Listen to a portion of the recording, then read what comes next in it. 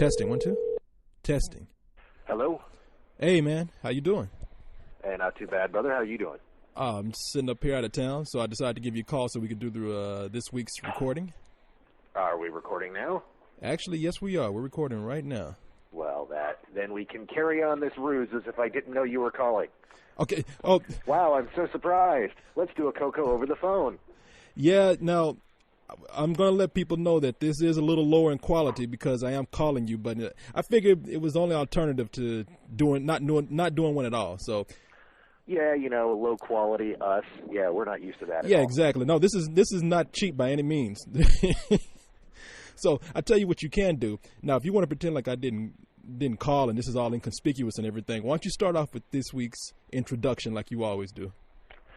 Welcome to a couple of cold ones with Corey and Carlisle. That sounds so sweet, even over the phone when I'm thousands of miles away. All right. Okay. How do I follow that up? You just said something I said was sweet. That's that's the gayest thing you've said all day. But, hey, I'm content in my manhood. I can use sweet all I want to. So that's right. So what I'm doing here, to let people know, I'm in New York right now. I'm actually at my friend Joel's house, and I've been here for the New York Comic-Con, which is they've done this 3 years in a row now. I think it's a big comic convention. Wait, is that why you went up there? Pretty much, yeah. You were like, I'm going up for business. You were going up for a freaking convention. No, that was all a part of it. The business stuff comes like for the next 2 days. They did want me to come up here to cover some of the Comic-Con so that we could kind of see what it's like so we could do something for the San Diego Comic-Con. Oh, we don't want to do that. No, we'll not talk at all. about that later. San Diego Comic-Con is insane, dude. It is a special level of hell. Oh, I know. I mean, I haven't been there before, but I hear it's crazy, but I hear it's great at the same time. Have you ever been? No. I try to avoid events that big. Man, let me tell you something, though. You remember last week how I was making fun of nerds and talking about people in costume and... Oh, yeah. No, I don't remember that at all. Yeah, no, I remember you talking shit. Well, first of all, I never meant any of that stuff 100%. But I'm going to tell you something, man. These people walking around in costumes and everything, these are some really nice, cool people, man. Yeah, and how hot are some of those girls? Oh, man, those girls come up there, they're wearing some of the skankiest, hottest outfits that they can find. And they're nerdy outfits. And those girls want to talk to you about anime and comic books and movies all goddamn day long. Are you now going to tell me how lame and sad and pathetic that is? Well, keep in mind that not every girl is hot in those costumes. No. And believe me, you're preaching to the choir here. I've been a guest at conventions. I go to conventions. I just haven't gone to San Diego because I don't like things that involve thousands upon thousands of people. See, the biggest con I've gone to had like 3,500 people there. Well, this one was pretty big and it was cool, but I'm gonna tell you, I don't know how many girls I saw trying to be Princess Leia that looked like Rosie O'Donnell, and that I don't know. Usually, though, you're lucky with those because those girls dress as Princess Leia Organa in the white outfit. Yeah. As opposed to gold bikini Return of the Jedi Princess Leia, which generally the really super thin girls dress as. Oh no, man! I saw some girls trying to wear that Jabba the Hutt captive, the gold bikini. Yeah, I saw them trying to wear that, and I was just thinking, baby, what the hell are you doing? Do you not have one single mirror in your house? Maybe they're just that proud. Maybe they're just that content with themselves. It's like trying to squeeze Jell-O into a cookie mold. Just shit like falling out everywhere. Oh man, it's like you can't even see the string on the bikini anymore because the fat is going over it. And look, if that's what they want to do, more power to you, honey. Do it. Be proud. I gotta say, as much as I'm into gold bikini, the hottest thing I've ever seen Star Wars related was at last year's Convergence up in Minneapolis. There was a girl there dressed as one of the slave girls, the Jabba the Hutt slave dancer girl. Oh, with like that green bitch that with the crazy horns for the hair and. Yeah. Oh yeah. And that was actually the way she did it was pretty damn hot. So. Oh really? Yeah, and the fact that she got really wasted and was making out with a gold bikini, one of the hotter gold bikini Princess Leia's made it just awesome. Oh man, I got to show you some of the pictures I have. I took a picture of at least a couple of hot girls in some really nice outfits, and And let me tell you something. You're thinking because these girls are at a comic book convention and they're hanging out with a bunch of nerds that they kind of be easy to talk to. They're some of the biggest bitches in the world too. So they shot you down, huh? Hell yeah, they shot me down. Yeah, you thought these are nerd girls. I could score with them. Hell yeah, these and hoes. I'm sorry, Court. You know what? See, the thing is I don't have that problem. But then again, my nerd quotient is much higher. You like to think of yourself as a world-class nerd, and you just don't measure up. These girls are looking for real nerds. They're impressed by someone who has memorized the Harry Potter lexicon. That is, the person who can sit there and tell you what gilly water is exactly the type of person they want to give a blowjob to. See, and man, that is not you, my man. Damn it. If it were Snoopy or Gumby related, they'd be all over you. Well, the two girls that I saw that were some of the hottest girls there. I know what you're saying. I know those type of girls. Those girls who are hot, but they want a nerd because nerds are kind of cool right now. But these girls, they knew what they were doing. They got it dressed up in these outfits, and they said, "You know what we're gonna do? We're gonna go out and tease the nerds. We're gonna go out and cock tease the nerds." To have every guy at the convention coming up to you, whether they're a nerd or not. Oh, please, to be the hottest person in the room. Yeah, that's what, and they know that. And they know that. Sure, they can go Not to. That you're bitter or anything. No, I'm very bitter about that shit. Going out there because they know nerds are easy prey. They could go to somewhere else. We are easy prey, dude. We are such easy prey, man. Dude, if you are if you are a 6 or higher, and you dress in the gold bikini, dude, you got me. I'm sorry, you got me. Well, see, these girls, they know that if they go somewhere where guys actually have a chance with girls, the options are open, and they're not going to get that much attention. But when they go to any of these nerd conventions, it is like if you were looking down the middle of the room, you would see a group of people throng into these girls like a zombie attack. Yeah, well, what you're doing is you're saying that they're going there to play with the guys, and I got to disagree. Knowing a lot of these girls go there and they know they can be picky. It's like, why would I talk to the big black guy who's not dressed up as anything when I can go over and talk to that guy who designed that really awesome dragon outfit, or the guy who body paints fairy wings on girls who looks like Brad Pitt? Well, see, that's cool. Next year, I'm shaving my head. I'm going as Mace Windu. Dude, you know what? No, shave your head, grow a goatee, and go as Hawk from Spencer for Hire. Spencer, nobody knows that show or Spencer for Hire. No, you see, you're old enough to know that show, but the thing is they would look at it and go, you're Captain Sisko from DS9. Really? See, I guess you're right. I guess I'm not nerdy enough because I never would have thought of that. You do not know. See, you cannot draw the reference between Hawk from Spencer for Hire to Captain Sisko, who's the same guy. In fact, Captain Sisko was kind of a loser for the first few seasons until he realized, you know what, I'm going to drop this whole lame-ass, really nice black guy routine, and I'm going back to playing Hawk. And I'm going to shave my head and put my goatee back on, and I'm going to be a badass, and he was. Oh, well, shit. Okay, well, tell you what. You coach me on how to do this nerd shit, and then we'll do it. But all right, Padawan. What about? I can't go as the Black Green Lantern or something. You could do Black Green Lantern. All right. Now, okay. I'll tell you what. We'll talk about this later. I'm gonna let you. I guess take me under your wing and teach me some good nerd shit. I'll teach you some nerd shit. So, and you could try to score you a nerd girl. Awesome. And now you understand why when I was talking about coming back from MarsCon about all the hot nerd girls, dude. Nerd girls are awesome. Damn, I thought I was going to come here and have easy pickings, but it didn't work out that way. Anyway. Oh, no. When you get yourself a hot nerd girl, you can hold on to that shit. Man, these bitches are just as picky as every other chick out there. Yes, they are. They have a vajayjay, and they have the special golden ticket, and they're not going to give it to just everyone. Hell, at this point, I'll take that big, fat Princess Leia chick home if as desperate as I was getting. Anyway, let's go on and move on to the show. That's why we love you, Corey. I know. So you want to move on to the top 5? Yeah, let's do it. Let's start out the show like we do every week, which is reading off the top 5. Number 5. Look at you on top of things. Number 5 is Nim's Island. Still hanging in there, man. It's the only kids movie out there, dude. What do you expect? Yeah. It's not that it's like on its way to making $100 million or anything, but it's doing decent business. It's up to $32 million right now. So yeah, nothing to compete against. So good. But for as big a stars as it has in there, I guarantee you this is a disappointment. I mean, it's got freaking Leonidas, and it's got everyone's favorite lesbian in it, and it only made $32 million so far with Abigail Breslin. Please. You know, I'm thinking about this, and Jodie Foster is one of my favorite lesbians. Yeah, she's awesome. I mean, we joke around with it because, she just came out, but, and she was, like, so secretive for so long. But, no, Jodie Foster's all sorts of awesome. No, when we say she's a lesbian, we're not saying that with any kind of homophobia or contempt for her. We're saying that because we really like her. Yeah, right. And it's funny. Yeah, and we're playing upon everyone else's homophobia. So exactly, it's a cheap shot. So, but we keep talking about Nims Island. So let's move on to number 4. Number 4 is 88 minutes, man.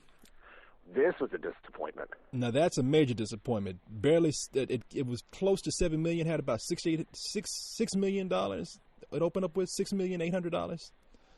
So it was $800, $6,800,000, man, and that's not. Now you saw this movie, right? Yeah, and I didn't get a review up because I was traveling at the time, and I got to put this review up tomorrow because co-host was hilarious with this review, man. So, but what were you going to ask me? Well, see, what the hell was this movie, man? I just get this image of Al Pacino standing in front of the screen going, "Minute 1." Yeah. I'll be back in minute 2. Man, and I'm not. Minute 34. You're still here watching this crappy movie. What? Well, it is Al Pacino being Al Pacino because, as I said in my review, which will people hear later, Al Pacino. He does this whole act where he's kind of calm through a lot of the movie, and then he has to have one moment where he just screams at the top of his fucking lungs, man. Does he hoo-ah? And no, everybody remembers him from doing the ooh-ah from Sin of a Woman. And now hold on. See, you say no, but he walked around like the big press junket and went up to every critic and every press member went hoo-ah. And everyone is like rolling their eyes going, "Oh my God, he man, just do a 15-year-old catchphrase." Yeah, they kind of patted him along. Yeah, that's good, Al. That's good, man. Go on somewhere with that shit. But the movie is dumb.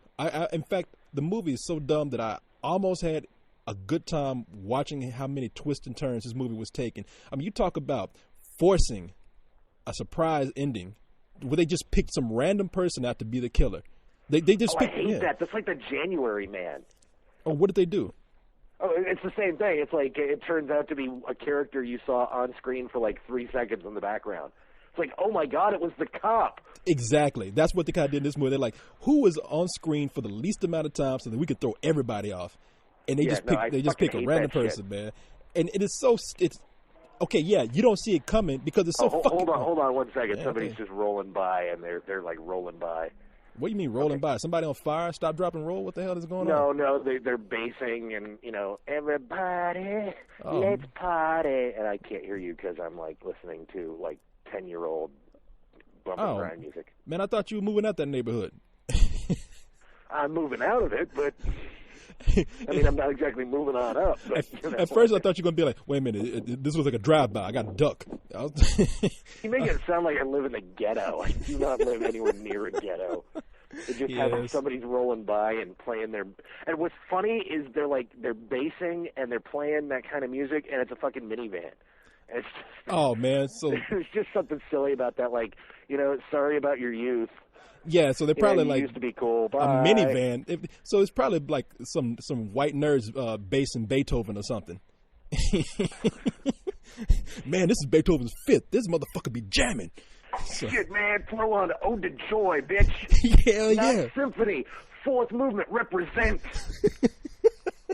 The hoes love this shit. So yeah, and see, there's somebody out there right now going, wow, Carlisle knows that Ode to Joy is the 9th Symphony in the 4th movement. See, I was wondering about that. I didn't know what shit you were talking. Is that true? I'm a nerd. Yeah, you a nerd in all kind of sense. Comic books, TV, and now classical music. You just got it all covered, man. Dude, I'm a broad range nerd. I don't specialize in any one thing except for film, but dude, TV, video games, movies, comic books, you name it, I've dabbled in it. Damn, I'm expecting to come up in your house one day. You're there knitting a pair of socks or something. I'm a knitting nerd, too. No, I cook. Like, I just got done baking brownies. Oh, man, you got to cook me some more of that lasagna sometime, dude. Dude, no, you don't. Your lasagna rights are cut off. You made fun of my grilled cheese. Man, because that sounds like some nasty sexual shit. When you put it the way, say you got to try my grilled cheese. I mean, that sounds like some prison talk. You got to try my grilled cheese. I was talking about a grilled cheese sandwich with 3 kinds of cheese, and you go, it's just cheese and bread, right? I'm like, dude, you got to try my grilled cheese. Like, oh, that's some sexual shit. Oh, I don't even want to know what you do with grilled cheese. No, it wasn't. No, you didn't put it in a way that said, I want you to try my grilled cheese sandwich one day. You said, I'm going to give you my grilled cheese. That makes it sound like you're going to bend me over and fuck me or something. That doesn't sound right. Okay, I'm sorry. 88 Minutes was number 4. So number 3. Number 3 is Prom Night. And that's all we really have to say about exactly. That. What can we say? You people inside. It had like a 65-67% drop off, which is the usual drop off for a movie that sucks. And it just kind of went, hey, look, we got everybody to come to the theater, and they saw it and said, wow, that sucked. And the people that didn't hear about it went to it the next weekend and said, wow, I wish somebody had told us that it sucked. Yeah, I'm surprised it's still at number 3, though. I thought it would have dropped to probably number 4 and 88 minutes would take its place. No, it's the only rated PG-13 adult-themed thing out there. Yeah, no, you got that right. You got that right. As with Nims Island, there's really nothing out there competing against it except the new movies that have come out, which brings us to number 2. Number 2. Which is Forgetting Sarah Marshall. Yep, which was rated R. Yeah, and still... so, that keeps some teens away, or keeps teens buying tickets to Prom Night and sneaking into Sarah Marshall. So, I know you like this movie. Now, I love this movie. I know you love the movie. I haven't seen it, so I'm not even judging the movie. I really want to see it. As a matter of fact, I've heard nothing but good things about this movie, so I'm not even listening to Leon on this. I know he pulled me aside and told me, man, they're full of shit. This movie's bad. But everybody from reviews to people I talk to say this is a really funny and really good movie. Yeah, it really is. And you know what? If the movie that beat it weren't the movie that beat it, I'd probably be upset that it took number 2. But number 2 is great for a rated R comedy dropped at this time of year. Yeah. I mean, really, this should have been placed in the summer. They just there's another Apatow comedy coming out in the summer, and they just, this really would have been great in the Superbad spot later in the year. But you know what? There are some really big, good-looking comedies coming out this summer, so they got out of the way. And you know what? This is one of those that'll live on. I mean, I think the good buzz will carry it to a good position next week. And then on top of that, it's going to be one of those movies that the people that don't see it will rent it and go, oh shit, I wish I'd seen this in a theater. This is fucking funny. Yeah, well, I'm not commenting. I'm letting you talk because I hadn't seen it. I just want to ask you a question. Sure. Do you think that opening up with $17 million is okay? Is that disappointing? Is it good? Oh, in April, that's solid. I mean, the other opener only opened like $3 million higher than it. The number 1 movie only made like $20 million, and still box office was up 12% from last year. So no, for this time of year, that's a fine opening. In bringing us to number 1. Number 1 is The Forbidden Kingdom, which I knew would be number 1 because it's PG, has a lot of martial arts in it. PG-13. Is it? No, it's PG.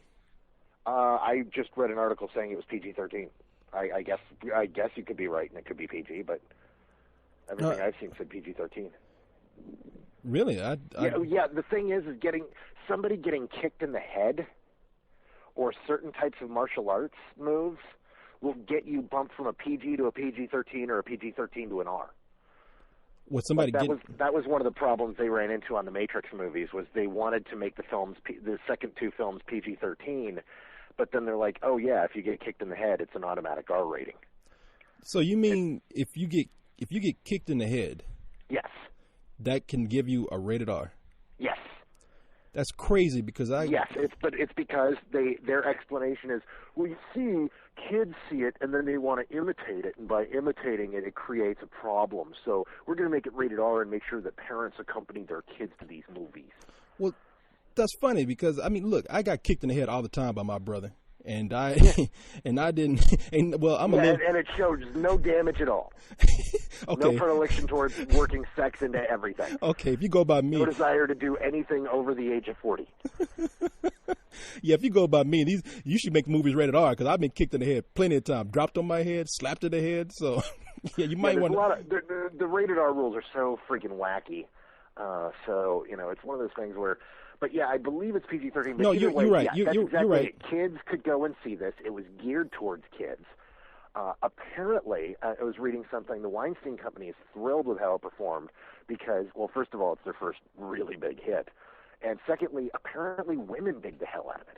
Now, that's funny. I know I have read that the Weinstein Company is happy to finally have a hit movie because they've had some bad luck, man. I thought that company was going to close. And the thing is, their movies weren't particularly bad, and they seemed like good bets. They just nothing ever caught. Who would have thought a Scarlett Johansson adaptation of a #1 bestseller would have flopped like the Nanny Diaries did?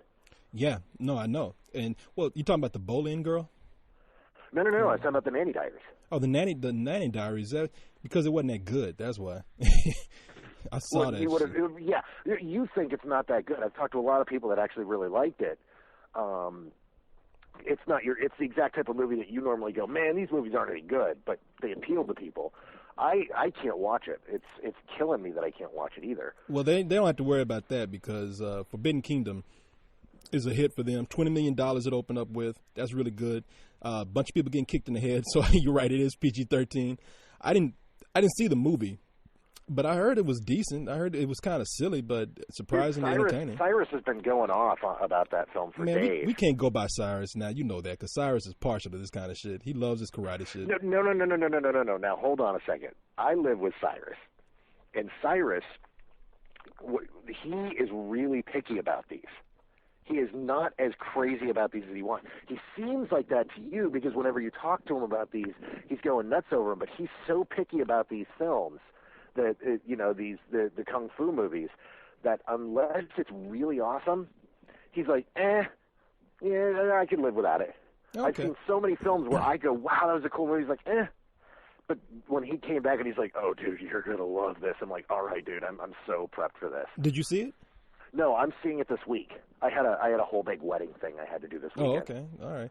Well, a lot of people also want to see Jet Li and Jackie Chan beat the shit out of each other. And Hell yeah. So yeah, I've been wanting to see that. Like I said in the review, they shouldn't even call this the Forbidden Kingdom. They should have called the movie Jet Li and Jackie Chan beat the shit out of each other. No, you know what? You're on the right track there. As much as you're joking, the trailer should have been for years. We've watched Jet Li and Jackie Chan kick ass. What we've never seen is them kick each other's ass. Jet Li, Jackie Chan, The Forbidden Kingdom, this spring. Everybody was going on and seeing that from that trailer. But because there's this kid and there's this weird staff, and it's like, what the fuck is this? You say Jet Li, Jackie Chan kicking each other's ass, everyone was fucking on to this thing. But you know what? Gee, they did so poorly taking the #1 spot. They knew what they were doing. So yeah. Well, anyway, the movie is the #1. That's a good place for it. Did some decent business. I'm kind of happy to see the Weinstein Company have a hit. So that's the top 5 this week. Anything you want to talk about now? Anything on your mind? Did I catch you off guard? Pull your pants back up? Nothing huge. I've got some stuff that I can talk about. Got a couple Ask Carlyles that felt... You know what? I do have one for you. Okay. Let me get to my pewter here in 1 second. Pewter? Is that what the kids are calling it these days? My pewter. Yeah. That's exactly what the kids are calling it. Somebody piss you off again? No. Okay. Oh, no. Actually, no. It's a legitimate question. It's something that I would like to do in an Ask Carlisle, but really it's one of those conversations that's going to take longer than, 2 minutes to go into. So it was something that I was like, you know what? I should really talk to Corey about this because Corey knows. This is a Corey question as well. Are you asking me a question? I'm going to ask you the question that we will then discuss. Okay. Oh, I can't wait to hear It's a question that comes from, I'm trying to get to my page. And while you're getting there, I'm just going to let people know, I'm not going to spend a whole lot of time on it, but I'm going to tell you about some cool things that I saw here at Comic-Con. Oh, why would you want to do that? Nobody cares about that. Oh, no, of course not. Big convention here in New York with a lot of famous people showing up. Yeah, but with comic books and news and all that kind of stuff, who gives a shit? People want to hear about what somebody asked me on my page. Of course. It's all about you. How could I forget? That's right. Well, it is called A Couple of Cold Ones with Corey and Carlisle. Yes. A couple of cold ones with Corey at Comic-Con. Yes, but I can't discuss that with you. It's not like I'm sitting up here talking to myself. Sometimes it is like that. Yes. What's going on with this computer, man? How come it's not starting up? No, I'm ready to go. We were just talking. I thought you had to turn a wheel to warm it up or something. Okay, so you got it? No, it's on. I just need to get to my page. All right. All right, this one's from Johnny. Oh, hello, Johnny. Hello, Johnny. All right. Hey, I got a question for you. I'm a geek, but I can get a girl. I love how he says that. He's a geek that can get a girl. I think geeks can't get girls. He can't get no girl. Shut the fuck up. He's lying. Anyway, I can get a girl quite easily, but I've lost 2 girls because I collect Marvel, DC, and Transformer toys, which are doted around my room. I'm wondering if you have any advice for me so the girls don't find me collecting these action figures weird. Yeah, put them in a box and put them in the closet. Talking about I can get a girl. You can get a girl to call the police on you. Get a girl to mace you in the eyes. You ain't got no girl asking that kind of question. Yeah, but what, dude? Look, put the stuff. See why I wanted to ask you as opposed to just doing a webcam. Yeah, any man who can get girls does not need to ask that question. If you like your toys that much, maybe have a few select ones out. That way you can say, "Oh, this is I just somebody gave me this. I thought it was funny." If a girl doesn't like that kind of thing, you can just play it off. But if you have whole shelves of toys and your room looks like I don't know, Toys R Us or something, then yeah, you got a problem. Put that shit away. See, now I completely and totally disagree with you. Okay. I say let your geek flag fly. This guy's like, oh, these 2 girls, I lost these 2 girls because I collect this stuff. You know what? Those weren't the girls for you, dude.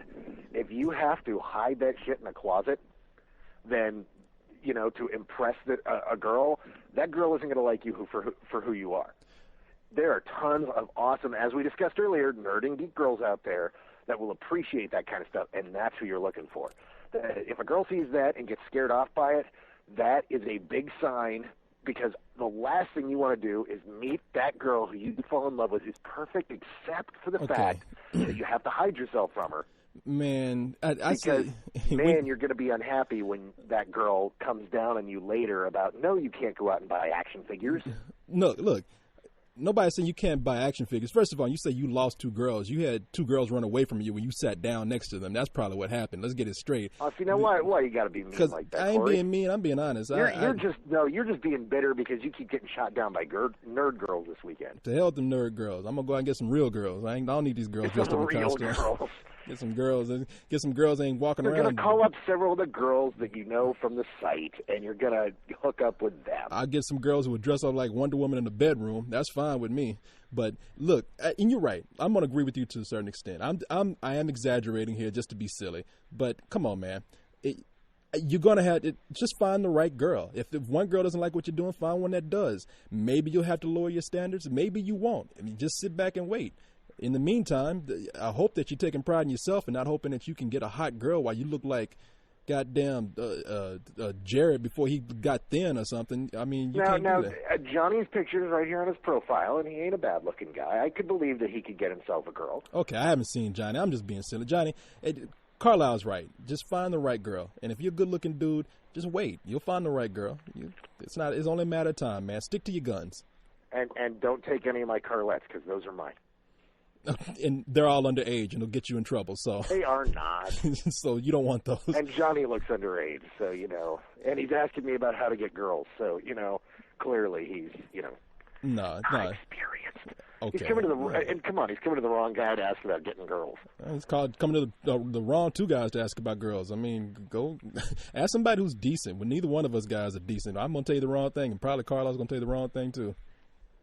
Actually, you told him something better than I did. I'm gonna tell you the wrong thing because I'm a pervert. But Carlisle will tell you you're not the girls you're gunning for. You're not looking to keep. Well, that's that point there too. I think you got. Hey man, look, what I would do. In fact, women are disposable. If you ask me, get yourself a nice girl, court her around, wait until you finally get a chance to hit that. When I mean hit that, I mean take her to bed and have some good old-fashioned sex with her, and then pull the toys out and scare her away. And that way you ain't got to deal with her no more. That's what I would do. Johnny's 12, dude. Oh, Johnny. Jesus Christ. Why didn't you tell me that? I'm totally kidding. I was about to say. I just wanted to hear your reaction. I was like, oh, my God. Now, I'm going to talk crazy. So, no, and I'm just joking when I talk about women. Be a gentleman, man. Especially if you're a young guy. Be a gentleman. Stick to your guns. Be who you are. And girls, if you're confident, that's all girls want. You can have all kind of toys, but if you're confident and you're not sitting up there if you're not monopolizing the conversation and you let them talk, and no matter how much you might find it boring, you listen because women like to be listened to, then you're good to go. How does that sound? Sissy. Oh, see, now I can't win either way, man. No, I'm going to let you win. Fuck off. So, all right, now. I know you got something on your mind that you'd like to talk about. Well, no, I'm just going to tell people that the Comic-Con that I went to, I don't go to too many of these conventions. This is probably the first time in years since I was probably 14 or 15 that I've actually been to a convention of this type, and it was fun. It was actually a lot of fun. I'll be honest with you, I don't want to go there dressed up in costume, and I don't want to buy a bunch of stuff that especially toys that are going to bankrupt me by the time I walk out of there. But man, you go to these panels, and I didn't go to a lot of the comic book stuff. I went to the movie stuff, which makes sense. They sent me to do all this movie stuff that was there, and I spent a Saturday in one room, and I wrote a bunch of blogs about it where they talked about movie stuff all day, showed you a bunch of clips, and they had stars come out and just sit down and bullshit with the audience, and they were really gracious. No matter how many stupid questions people asked, they were just happy to be there. Well, they've got that down to a science now because they realize that, you can sit in a room and talk to a bunch of reporters and, do the press junket for the reporters, but those people are jaded. Once you've done it, once you've done a few junkets, they're feeding you a line of crap. But you do that in a room with a bunch of, nerds and geeks who are going to go home and fire up their blogs. Those people aren't jaded yet. They've got nothing but, they're like, oh, my God, I totally asked a question of Leonidas, and Leonidas answered. Oh, my God, this is going to be the coolest movie ever. Man, these people were they were happy to talk. Let me see who all was there. Seth Green was there. Tim Roth was there for the Hulk, of course. Seth Green was there for Star Wars Robot Chicken. And for the Lucasfilm panel, they had Eva Mendes there and Frank Miller for the Spirit. And Eva Mendes, one of the hottest women in the world, was so happy to be there. Don't call her the hottest woman in the world. I said one of the hottest women in the world. Dude, she's plastic. I don't give a damn. She can. If you leave her out in the sun, she warps. Man, for Christ's sake. She could look. Let me tell you something. She could be a dried white turd for all I care. As long as she looks fine, she looks good, and she looked great when she was there. And she was so gracious to speak to all these people. Frank Miller was really cool, man. Who else did they have there? They had I can't remember. They had a bunch of producers there. They had some names people might not recognize, but played a huge part in the industry. Jim Morris, I think, is the guy's name, who was a special effects artist on a lot of stuff. I think Terminator 2. And anyway, I don't want to take up your time listening to stuff off, but he came and showed some of WALL-E. And you told me about WALL-E, man. WALL-E looks incredible. Dude, I've been trying to tell you for months, and you're like, dude, whatever. Dude, it's going to fail. And then you watch it, and you're like, oh, shit, this is what he was talking about. Oh, my God. I never said it was going to fail. Now, I was kind of giving you a hard time. I was curious to know what the movie... you were kind of giving me a hard time. People can go back and listen for themselves. Man, I said I was giving you a hard time. I'm joking around. I was kind of joking around. Maybe it's Pixar. I have full faith in whatever Pixar does. I think the people at Pixar are geniuses, man. And see, notice how this is what you say after you've seen the same footage I have. Well, they showed a bunch of stuff that they hadn't shown before, and I looked at that stuff, and I was like, man, the imagery in this is gorgeous. Did they show you the bit where WALL-E's outside of the rocket flying in space? Oh, yeah, they showed that. I think the only new thing that they probably showed was they have a little robot named Mo that they really hadn't shown to anyone, and they had a couple of scenes. Well, they had one scene with WALL-E and this robot, and I wrote in my blog that it was incredible because these characters, they're really just basic shapes, they're boxes really, with maybe a cylinder or something and circular shapes to give more definition, but they're very basic shapes, and they have such human emotion that they're animated with. And it was just a joy to watch all this, man. And you saw what I was talking about, where they communicate with one another, and they're just talking, but they're not talking. Oh no, they're just mimicking the human words, and they're very sporadic. These words that they say. The movie virtually has no dialogue in it, except that you know exactly what they're saying. Well, yeah. I mean, like I said, they're not mimicking it to the point where you can't recognize it. When they say each other's names, you can kind of tell they just do it in a very synthesized robotic voice. Yeah, I mean, it totally works. It's I cannot wait to see this movie. Oh my God, is this everything I've seen on this movie looks so unbelievably awesome. Oh man, yeah, no, and you know, of all people, I'm the guy who's hardest on Pixar, because Pixar doesn't bring me to tears like it does the rest of you guys. I don't know why, man. You just have a black heart. That's all. But I don't know black. I have a black heart. I just know Pixar films just blacker than my heart. I like them. There's only one or two that I actively, just don't like. But overall, I kind of like them. But there's only one that I absolutely love and one that I really, really like. And that's, of course, The Incredibles and Ratatouille. Oh, The Incredibles is one of the greatest movies that Pixar has done. I don't think it even gets enough credit. And Ratatouille, I learned to love as the time went on. I saw it again. I was amazed. But yeah, Pixar, they brought a representative out to show this movie, and I thought it was great, man. Really, these conventions are, and I talk about nerds and geeks and whatnot, but I'm really talking about fans. And in this new age of the internet, if there's one blessing that has come out of the internet, it has made the fans be recognized as a serious force. And I don't mean a force as in a threatening force. It's just who has the passion that these fans do? Who's going to, who's going to go see these movies? Who's going to go and spread your word of mouth? The people who feel the most passionate about what you're doing. And I think it's wonderful now that these conventions are bringing some high profile people where years ago, these types of people would have scoffed at something like this. No, absolutely. It's the one of the great blessings of the internet is how it kind of unified the fan bases, and it brought these people together into real, honest to God, groups that. I mean, hell, look at the way they've been doing the Batman stuff. All of the Batman marketing isn't aimed at regular people. It's aimed at gearing up and getting all the Batman fans excited, so all the Batman fans talk and blog about is fucking Batman. So that everybody else around them hears it.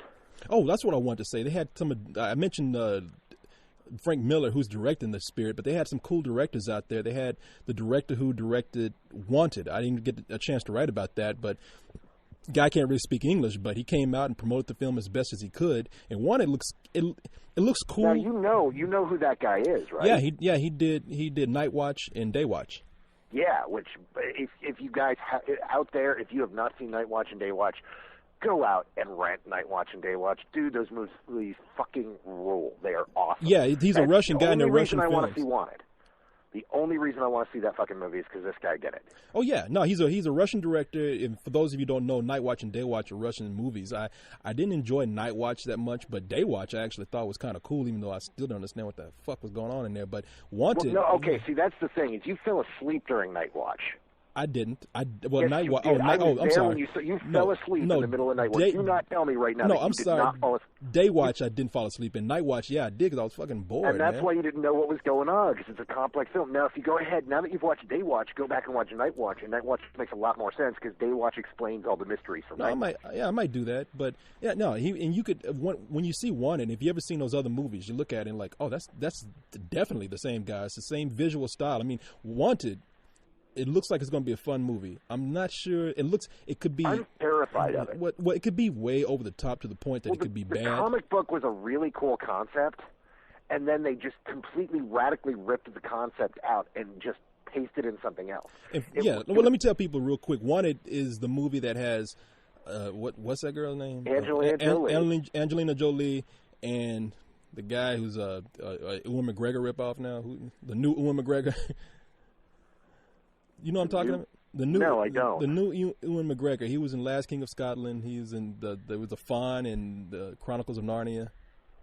Oh yeah, I blank on his name right now. I know who you're talking about. Very very up and coming guy. I don't know how I could forget his name, but anyway, and Morgan Freeman's in the movie. Common is in the movie, and the movie deals with this guy whose name, James McAvoy. James McAvoy. Yeah, James McAvoy. He's an average guy. He's an accountant, and one day he's. See, had you said Atonement, James McAvoy. But... Okay, yeah, no, Atonement. He's kidnapped by Angelina Jolie's character, who's an assassin. Of course, he's terrified until he's brought back to the secret hideout and told your father was an assassin, and you have the same powers, and they are powers. He's like your heart beats at 400 beats per minute.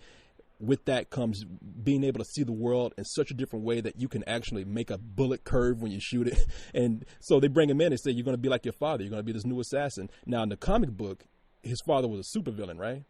Yeah, and they were a whole group of supervillains that were ruling the world. And his dad had died, and he was brought in to replace his father. Yeah, well, I mean, the director talked about that. He said the guy who created the comic, he was cool with that. The director Of course he was cool with that. It came with a giant fucking check. But he made a good point. He said all these people in the book they're in costume. Now, if we want to make him an assassin in the movie, he can't walk down the street wearing some big purple costume or something because everybody's going to know that guy's an assassin. So they had to change that shit up. But anyway, that's neither here nor there. That's about the comic. I'm talking about Comic-Con, these directors. I mean, the guy was cool. Now, I know you know who this guy is, and I'm going to tell you, Guillermo del Toro. Yeah, Guillermo. He is the nicest person in the world, and he's sitting there with Selma Blair. He's sitting there with who plays Hellboy?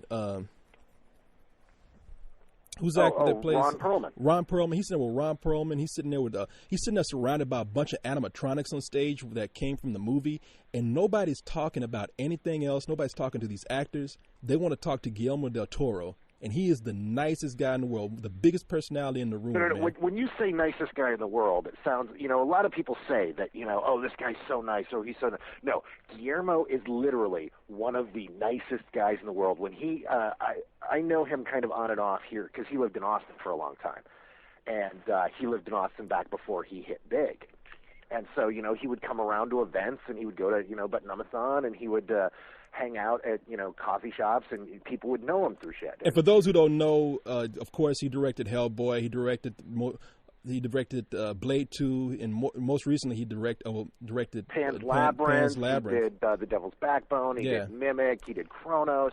And I like his Mexican films better than I like his American films, by the way. Well, he likes his Spanish films better than he likes, but he loves his American films as well. No, when I saw Hellboy at the world premiere here in Austin, he came out and he saw me and he goes, "So, my friend, did you like it?"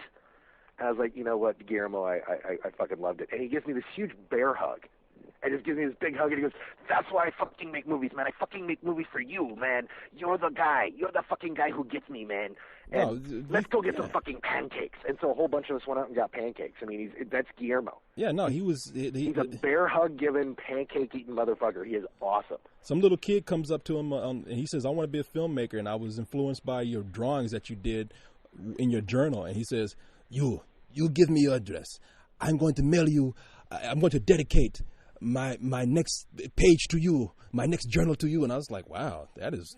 And you know what? Nice. He actually will. That's the thing about Guillermo, because when people connect with him like that, when they get him, that's all Guillermo's about. He's about finding people that get him and that get his vision and what he's trying to do. Jason Murphy. We end up talking about him almost every week. Smurfy Murphy. He sat next to Guillermo at the first Button-Umathon. And, of course, Guillermo wasn't really anybody at that point. He had just directed Mimic, and Jason didn't know who he was. And he's like, I was sitting next to this overweight Mexican guy who just couldn't stop talking about Hellboy. And he smelled like shit. Have you seen this fucking comic book Hellboy, man? Oh, my God. He did the Hellboy movie because he just fucking loves Hellboy and can't stop talking about it. Well, I tell you, I wasn't too crazy about the first Hellboy, but they showed some of Hellboy 2, and that looks like it's going to be a lot of fun, man. So keep in mind that they kind of hamstrung him at points on the first Hellboy. Yeah. There were things he wanted to do that they didn't trust him to do. They made him reshoot the entire ending because in the ending, Selma Blair was naked the whole time. Oh, nice. Yeah, and because he was like, look, in the comic book, when she does her fire shit, it burns off her clothes. Well, she's going to have fire-resistant clothes because you can't do that. It's like, but that doesn't make any fucking sense. I tell you what, I would have liked that movie a whole lot better to hit Selma head. You would have, too. Selma Blair do that. You would have said, wow, that's because it's that little touch that makes it more realistic, that, these powers do deal with reality, that they don't kind of ignore stupid things like clothing. Well, I'm going to tell you something, man. One of the good things about sitting down and hearing these directors talk, I mean, you hear actors talk all the time, but you hear somebody like a director say, you know something, and this is what he said. Somebody asked you, okay, you've done big budget movies and you've done these smaller movies. how do you like, what's it like working in both those formats? And he says, well, I tell you what, any day if I had a choice between working on a Hollywood movie, getting a big paycheck and buying a Bentley or a couple of homes, or having to work on a smaller film and struggle on every process from getting money to getting the people that you want to be in it, which one would I do? He said, I'd work on a smaller movie because in the end, you have so much more control over that. And you don't get to hear that a whole lot from directors, man. No, and that's why when you sit down and watch Guillermo's work, you go, you know what, Hellboy and Blade 2 are a lot of fun, but the movies with all the soul are Pan's Labyrinth and Devil's Backbone. And you know what's killer? Guillermo took Pan's Labyrinth everywhere. Every studio turned him down to make that film. Oh, yeah. I know. That's what he talks about. He says, hey, it's not easy to get this small stuff done. And in fact, he was talking about the next movie that he wants to do, which is about a little kid going to the store to buy something. And on the way, he's witnessing the apocalypse. It's all from a kid's perspective who's just going through an average day. He says, do you think I'd be able to get that done by studio? Like, no, I'm going to do this myself. Dude, that sounds awesome. Yeah, no, it sounds great, man. I can see that in my head. I know exactly what Guillermo's going for. I forgot what it's called. Awesome. It's called Saturn something, but I don't know if he'll be able to make that. And apparently this week we'll be able to find out if he's going to make The Hobbit. But, man, they had a lot of directors there to just sit down and hear how people just had fun doing what they're doing. Hearing Seth Green sit down and say, we just want to make something funny with Robot Chicken. And we decided to do a Star Wars Robot Chicken, and Lucasfilm actually they were behind it. And because everybody thinks that Lucasfilm is full of a bunch of pricks now since they're all big, and Star Wars is such a hot property. The people who did Star Wars, including George Lucas, because you get to hear stories like this. George Lucas actually came in and said, "Yeah, you guys can get me to do a voice in this." When everybody else said no, George Lucas had somebody on his side who said, "Hey, you want to do this?" And he's like, "Yeah." And they're like, "Wow, we got to sit down and direct George Lucas for voices." And you just don't hear those kind of stories everywhere, man. Well, no, because at the same time, you've got stories like his big lawsuits that we talked about last year with the guy and the Stormtrooper. You know, the Stormtrooper outfits, because it's kind of like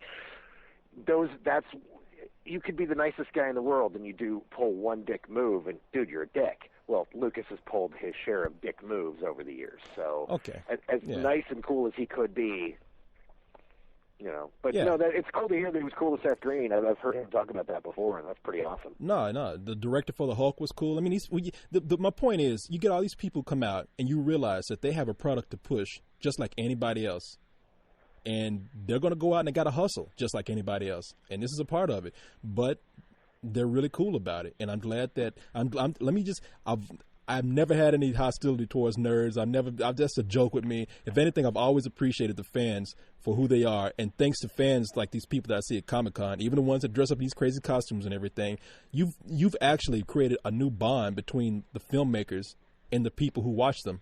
And you know what's funny about that? You drew a comic strip a few years ago making fun of me for that shit. I don't know. I don't remember that. You don't. I remember that. I still have that comic strip. You made that. The one where you said that I went and saw the director's cut of Scooby Doo, and that I totally understand it, and you just don't understand it until you hear the director talk about it. You remember that shit now, don't you? You, sir, are a motherfucker. I do remember that. Yes, you do. Figured you did. You spent several hours drawing that shit. It was in the fucking newspaper, and my friends came and like, "Is that you, dude?" Yeah, it's me. Oh man, I make myself laugh. Anyway, well, I don't want to keep going on about Comic-Con, man. That was just a highlight. It was just kind of I just wanted to get that across, that not the fact that I went and brag about what I saw. It's mostly I was just impressed by everybody that was there, from the people who attended to the people that did the panels. So I can't wait to go to the next thing, which is San Diego Con, which we need to jump on the ball. I can't wait to see what that's like. Now here's a question: Did you meet Deadpool? Man, there were a lot of people apparently at this Comic-Con, at the New York Comic-Con, that I didn't run into at all. I mean, granted, they probably know who I was, but I didn't know half these people were there. Yeah, well, there were a bunch of people there, and they've been blogging about it, and so I was curious if maybe you ran into them. I guess you didn't run into any Spill fans. No, and I just want to say that I appreciate the people who were there and were blogging about it, because I saw that afterwards, because I was thinking to myself, had I known they were there, I should have announced it before I left and said, hey, I'm going to be there. You should have done that, or what you also could have done is, if we maybe had Spill T-shirts ready, then perhaps, if you're wearing a Spill shirt, people would go, hey, dude, oh my God, you're Corey. Holy crap. Well, I'm not gonna go around wearing my own shirt, but I would definitely. Well, you don't have to wear it. Oh no, you'll just put your face on the website like 7 times a page. No, I won't even. That's out of my control right there, anyway. But yeah, that's out of your control. But no, I'm not gonna. I think I want to do it the proper way. I want to have a booth set up or some sort of strong presence there. I just don't want to walk around in a T-shirt with cards and say, "Hey, look at my site." I really want to do it properly. So that's what we went to this for. Jamie and I went to go see this and just do a little research, by the way, too. So that's what that was really for. So anyway, let's go ahead and move on because we're almost up on an hour here. We got about 10 more minutes left before it's all over with. So let's see. Oh, I did say I'd tell somebody happy birthday on the site. They said all I want for my birthday is for you to say hi. And that was, now I'm going to fuck your name up, by the way, because that's probably a bad idea, but it's Shadarian, I think. Happy birthday. Hope I said your name right. So there you go. Hope it was a good one. Yeah, I won't say it because, that's all they wanted was for you to say it. So I'm going to pretend that person doesn't exist. Oh, come on. Say it. No. They didn't ask me. Had they asked me, maybe they would have gotten it. But no, they talked to you, so they got you to say it. I mean, I'm sure you talk to people that I don't talk to at all. So, dude, I don't talk to anybody. Nobody likes me. Oh, that's bullshit. I'm the least popular character on the site. Oh, that's bullshit. You know something? As much as you're a bane to my existence, people like us together. I can't get rid of you. Well, that's why. People didn't watch, people love adversity. They love to see, 2 guys who are friends butt heads and beat the shit out of each other. The most popular thing we've done in like a month was screaming at each other last week.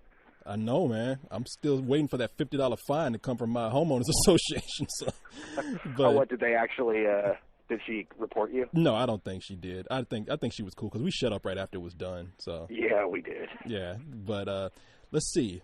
Also, I know we mentioned Alex Hacker, and I hope he ain't lying to get his name mentioned, but something. Now, why you bring him up again? Because there's something cool happening with him if this is true, and we said we've done our research, so we think he's not lying about anything he's talking about. But he said that there's a movie being shot in his basement. Now, for people who don't know, Alex Hacker's mom is a producer. I don't want to go into too much detail because I don't know how much they want to be divulged about them, but she's a producer who's produced music videos and documentaries, and she's won some pretty prestigious awards.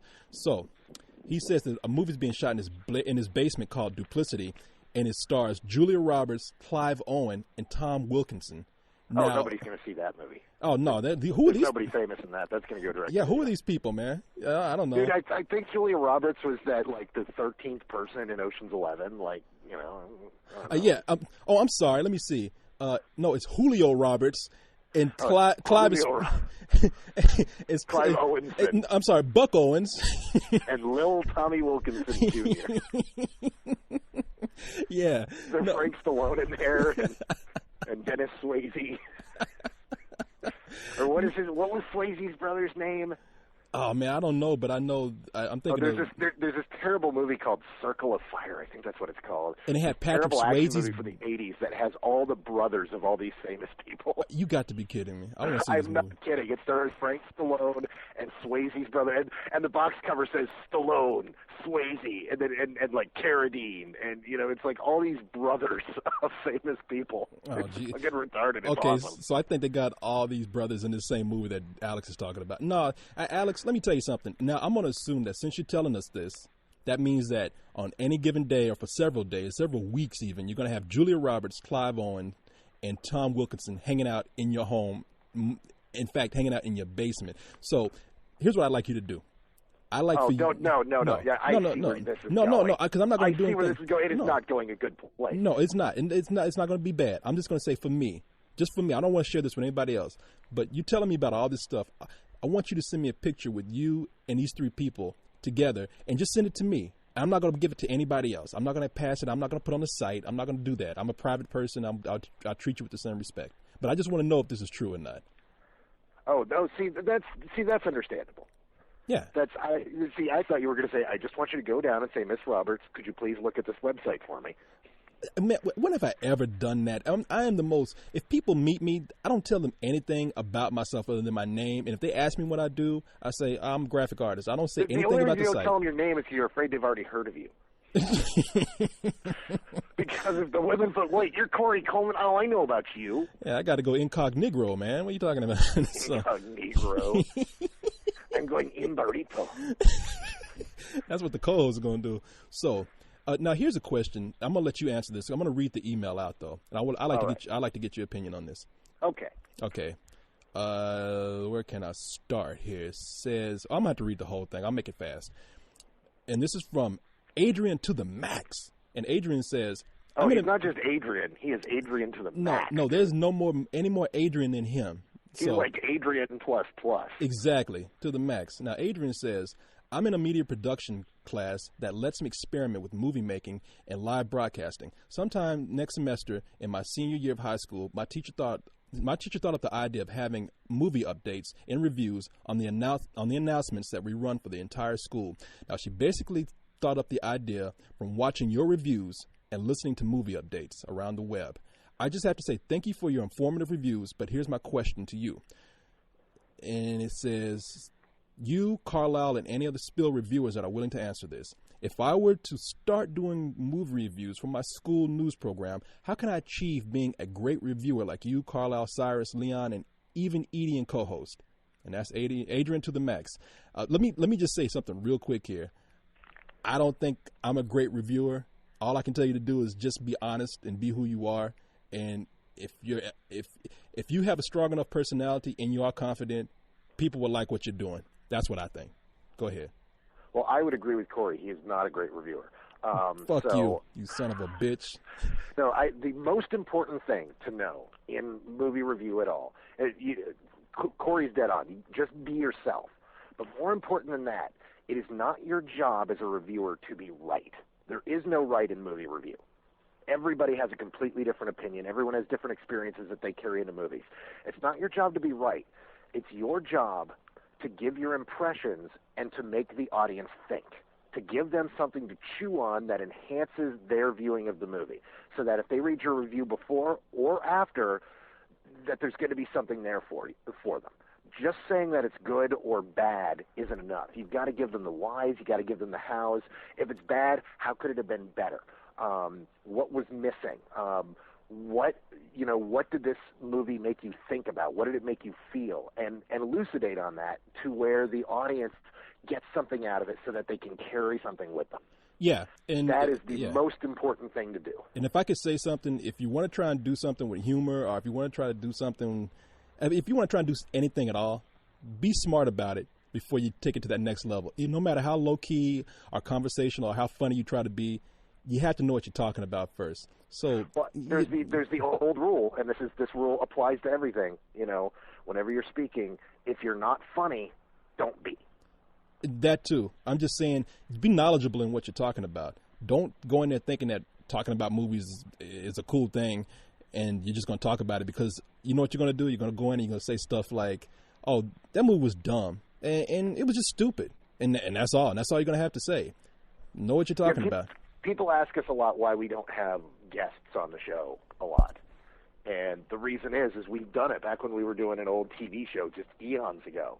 You'd have people on, and everybody, this is one of those jobs that everybody thinks they can do, but when they sit down to do it, they realize how tough it can be, because you have to be entertaining in what you're talking about. But at the same time, you've got to find something more to say than, it was good, and I liked it, I thought it was funny. Yeah, no, and you really have to, you got to back up yourself with some kind of substance. So the more knowledgeable you are about what you're talking about, I'm not saying you have to go and be an academic about movies. You don't have to make a thesis on a film. You just have to really know about filmmaking and about the movie you're talking about. Yep. And I think that's it. So anything you want to close out with, man? We got about 2 minutes before we need to get out of here. No, I'm cool. I'm just gonna go and drink some coffee and eat some brownies, so I'm good. All right, man. No, it was this worked out a little better than I thought it would. I thought it would be kind of rough. I tell you, because the reason why I thought it was gonna be kind of weird is because I've built a tent for myself. I'm actually under a blanket, sitting in a chair, and I've done this so I wouldn't be too loud, because I'm staying with my friend Joel. And I don't want to wake his ass up, so I'm like a little kid who built a little fort right now. You got a little pornography and a flashlight. Yeah, exactly. I don't have any pants on right now, and so I'm just waiting to get off the phone with you so I can move on. You know what I'm saying? Well, I'm just curious to see how the recording quality comes out. It's not going to be that great, man. I can tell you that right now, because you are on the phone. But it's not going to be bad as long as people get the gist of what we're talking about and they can hear it. Well, as long as people aren't annoyed by it. I mean, if people are even still around, like, oh God, this is obnoxious. I'm not listening to this shit. I promise you, they won't do that. I guarantee you that. You promise me. I promise you. If I have one thing I could ever promise you in your life, is that people will not be disgusted by this show. Just for you being on the phone. This I promise you. Well, that sounds like the lyrics to a love song. I promise you. Anyway, yes, I promise you. All right, it's time to get the hell on out of here, man. The quality won't scare them away. All right. The moment we start singing, that means we need to get the hell on out. So. All right. So good night, everybody. Yeah, good night. Thank you. See ya.